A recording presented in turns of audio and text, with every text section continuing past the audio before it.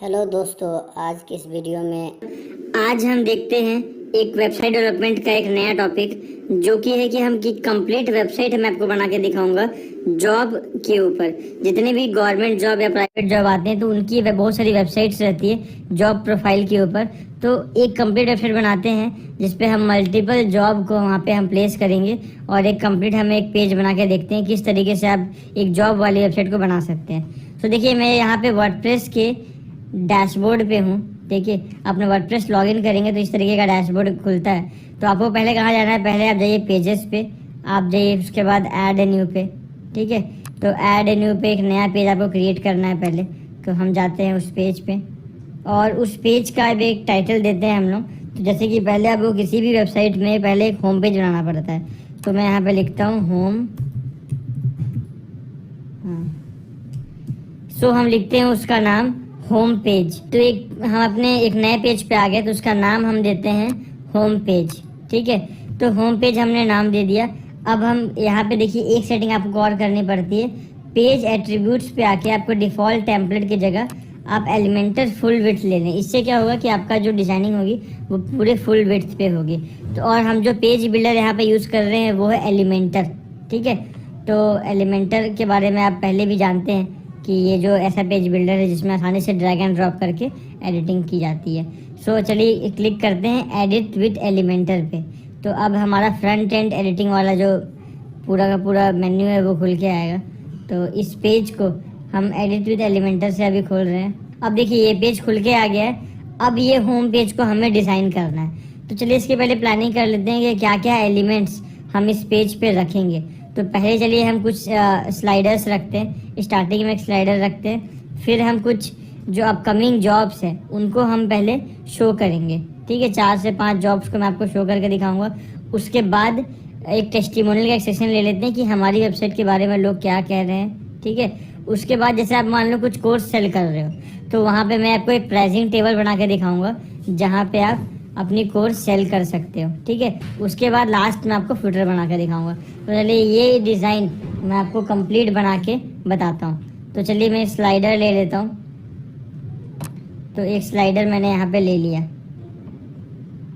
तो इसका जो हेडिंग सेक्शन है इस पे देखिए हमको पहले तो बैकग्राउंड कलर यहाँ पे देता है, बैकग्राउंड में कलर दे रहा है। उसके बाद यहाँ से इमेजेस रख सकते हैं। तो मैं जाता हूँ यहाँ पे इमेजेस पे। तो चलिए मैं मान लो ये इमेजेस रख लेता हूँ। आप नीचे आइए, कोई भी अच्छा खासा ये एक इमेज ले लेते हैं। तो इंसर्ट इमेज हमने किया। तो ये देखिए ये हमने इमेज रखा हुआ है। इसके ऊपर का जो टेक्स्ट है वो कहाँ से चेंज होगा आपका, यहाँ से स्टाइल पे जब आप जाएंगे तो देखिए स्लाइड्स में 2 पार्ट है स्लाइड में। ठीक है, स्लाइड के अंदर फर्स्ट स्लाइड के अंदर जब आपने गए तो फर्स्ट स्लाइड में आप क्लिक करिए तो बैकग्राउंड में आप कलर भी रख सकते हैं और इमेज भी रख सकते हैं। कंटेंट पे आप जाएंगे तो देखिए यहाँ पर स्लाइड 1 हेडिंग लिखा गया है। तो इसको मैं लिखता हूँ बैंक सी रेलवे। ठीक है, ये मैंने यहाँ पे लिखा हुआ है। तो बैंक सी रेलवे में लिखा, उसे कलर हम यहाँ से चेंज कर देते हैं। तो हम यहाँ पे टाइटल पे जाते हैं, इसकी जो कलर है वो मान के चलते हैं हम ग्रीन कर देते हैं। तो ये ग्रीन हो गया, या फिर जो भी रंग इसके ऊपर अच्छा दिख रहा है मैं देख लेता हूँ। तो ये तो बैंक एसएससी रेलवे यहाँ पे आ गया। ठीक है, तो ये देखिए यहाँ पे बैंक एसएससी रेलवे लिख के आ गया।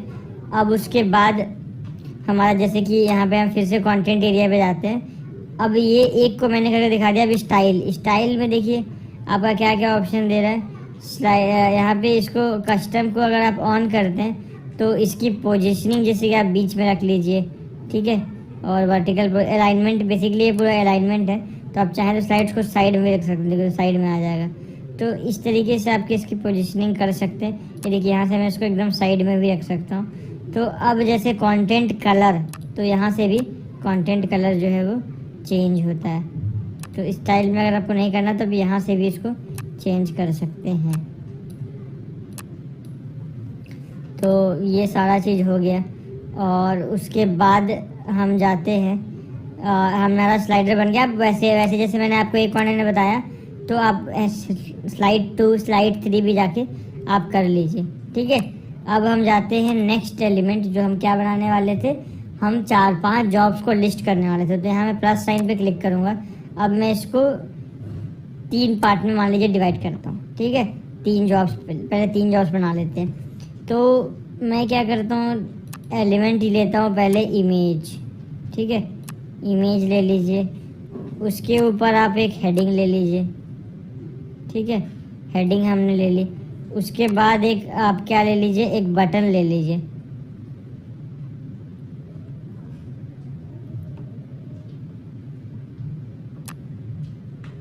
हमने एक बटन ले लिया।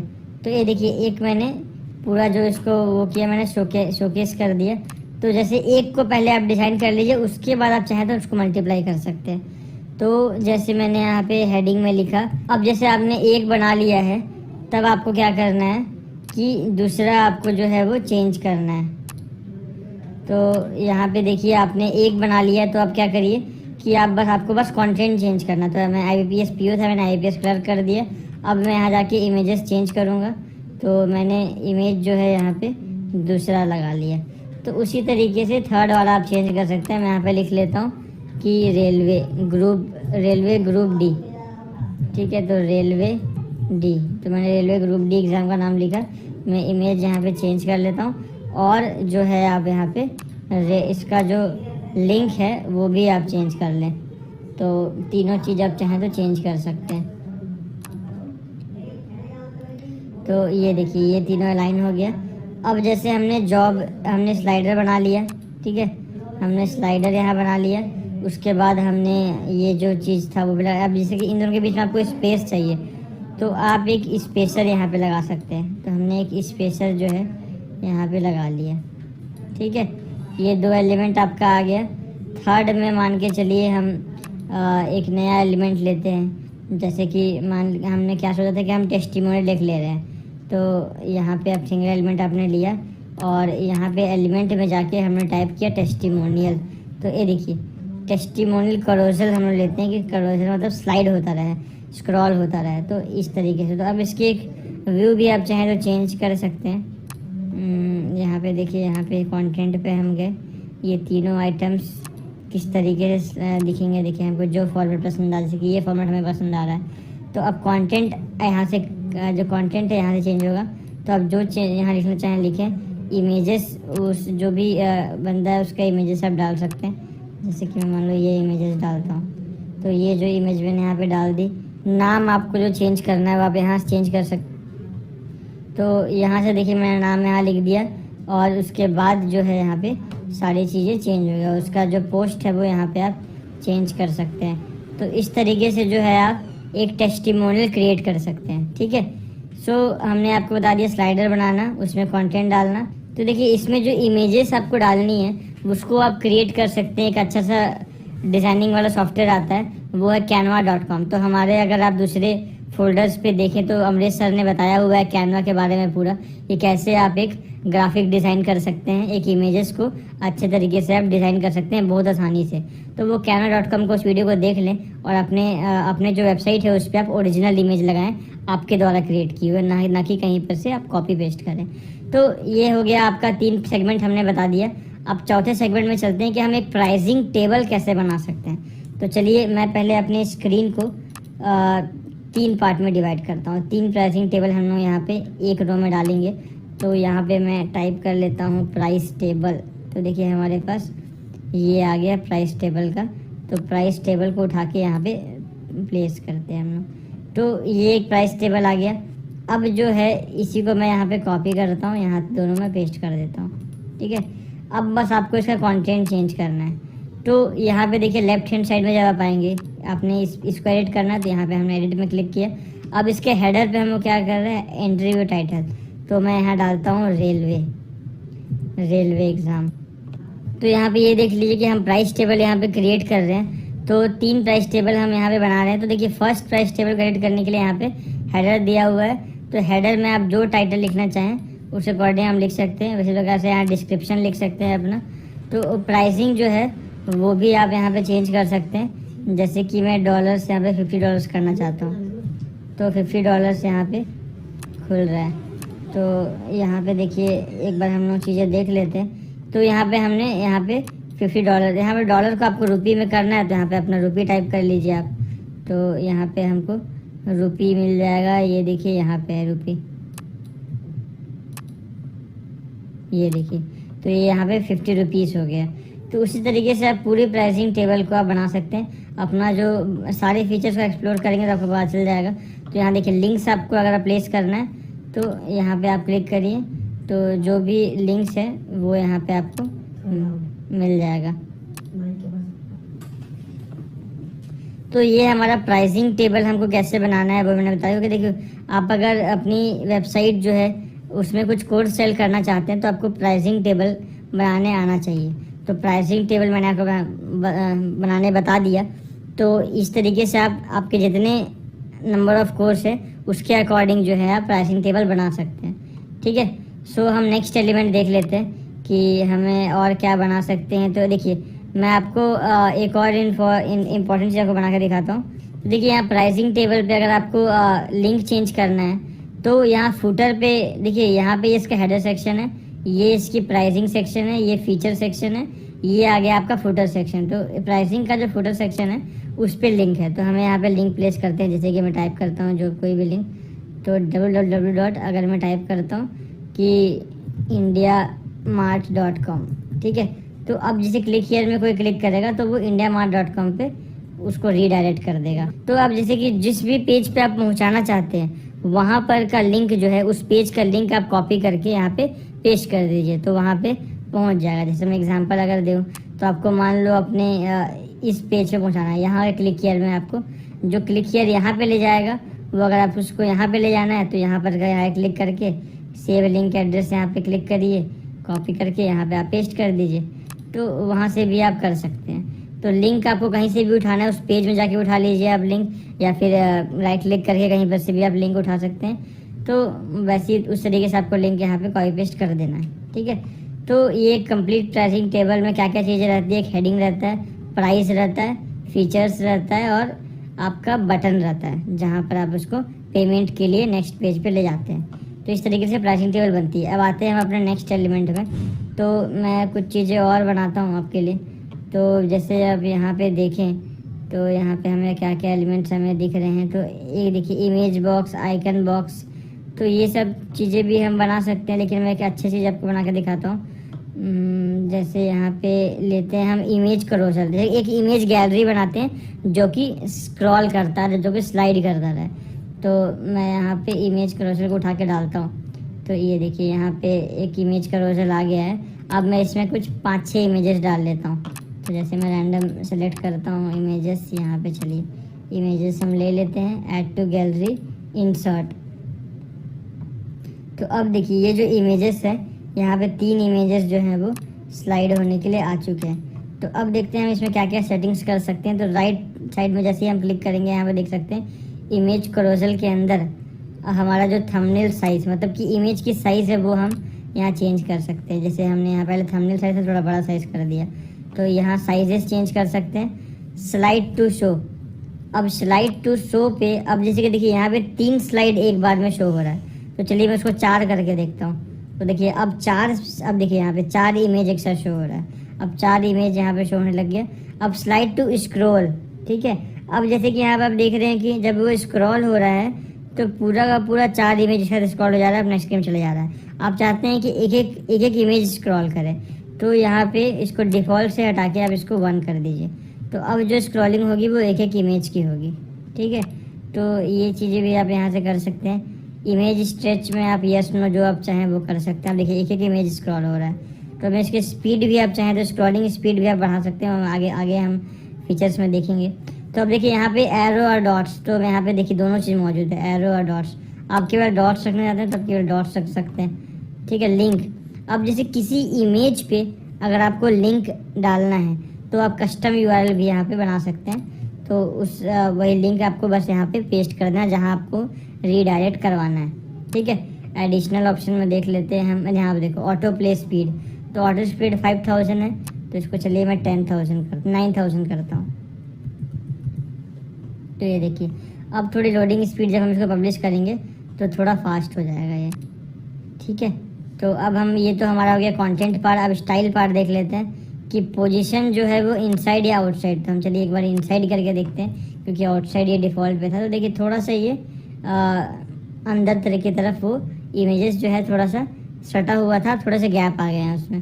तो ये चीज़ें हैं कि आप चेंज करके देख सकते हैं। साइजेस जो हैं इनकी यहाँ पे देखिए, डॉट्स की जो साइजेस हैं वो आपकी यहाँ बढ़ रही हैं और घट रही हैं, ठीक है। तो डॉट्स की साइजेस देख आप देख सकते हैं, नीचे जो डॉट्स हैं उनकी जो साइजेस हैं वो छोटा बड़ा आप कर सकते हो, ठीक है, आपकी विजिबिलिटी के अकॉर्डिंग। अब डॉट्स का जो कलर है वो भी आप चाहो तो चेंज कर सकते हो। जैसे कि यहाँ पे स्टार्टिंग में ब्लैक कलर था, अब उसको ग्रीन कर दो, रेड कर दो, वो आपके अकॉर्डिंग है।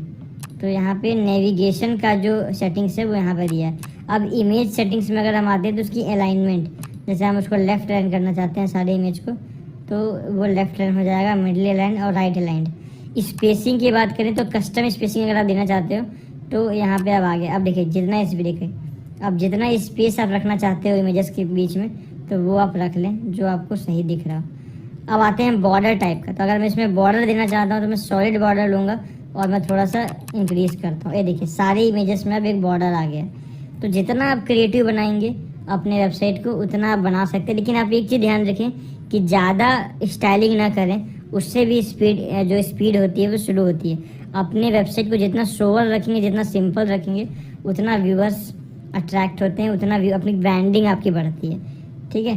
तो ये बातों को ध्यान रखें। और आपको ब्रांडिंग के लिए एक और चीज़ बता दूं कि आप 3 से 4 कलर ही अपने वेबसाइट में यूज़ करें, इससे भी एक ब्रांडिंग बढ़ती है। जैसे आपने कई वेबसाइट देखेंगे केवल ऑरेंज कलर, वाइट कलर और ब्लैक कलर का यूज़ होता है, पूरी वेबसाइट ये 3 कलर पे ही बन जाती है। तो उससे भी एक वेबसाइट की पहचान होती है। और सारे वेबसाइट में उनका वाटर मार्क रहता है, सारे इमेजेस में उनका वाटर मार्क रहता है। तो और ये उनका जो नाम, उनका अपना एक पहचान होता है। और वाटर मार्क यूज़ करना और बहुत सारी चीज़ें ब्रांडिंग में उनको हेल्प करती है, उनके क्वालिटी वीडियोस और हर एक पेज पे एक कलर कॉम्बिनेशन, तो वो सारी चीज़ें ब्रांडिंग में यूज़ होती है। तो उस तरीके का आप एक फॉर्मेट अचीव करने की कोशिश करें, तो कि ताकि आप अपने वेबसाइट को अच्छा, लोगों के सामने एक अच्छा इंप्रेशन क्रिएट हो, आपका एक अच्छा यूआई यूजर इंटरफेस लोगों का अच्छा हो, ठीक है। तो ये तो रहा, हमने एक सिंपल सा वेबसाइट बनाया है। तो एक लास्ट एलिमेंट मैं आपको और दिखा देता हूँ।